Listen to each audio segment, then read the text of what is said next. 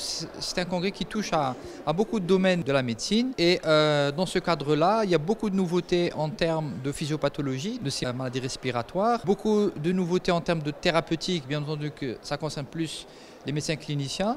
Et nous, ce qui nous intéresse beaucoup aussi, c'est un peu le dépistage de la tuberculose latente. Le dépistage de la tuberculose latente est devenu un élément important dans l'éradication de la tuberculose à l'échelle mondiale. Et au niveau des services d'immunologie, nous effectuons les tests nécessaires de libération de l'interféron gamma. Et on travaille directement avec les pneumologues, avec les gastro-entérologues, avec les dermatologues. Et effectivement, c'est une chance pour nous de participer à ce congrès. On voit bien que les choses sont bien organisées et on souhaite beaucoup de succès à ce congrès et à cette société de pneumologie.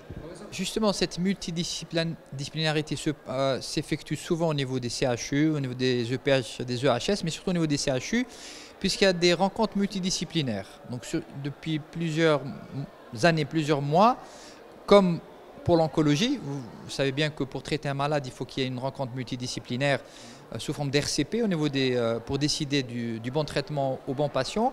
Là, par rapport aux maladies respiratoires et des maladies de système de façon générale, il y a beaucoup d'RCP qui sont effectués et réalisés au niveau des hôpitaux et qui plus est au niveau des CHU, au niveau du CHU Mustapha, du CHU Benimsous, du CHU Bab-el-Oued. Et je pense que ces initiatives sont très importantes. Pourquoi? Parce que vous avez différents spécialistes de différentes spécialités et chacun va apporter son expertise et son expérience dans le diagnostic. C'est la première chose la plus importante, c'est qu'il faut étiqueter la maladie.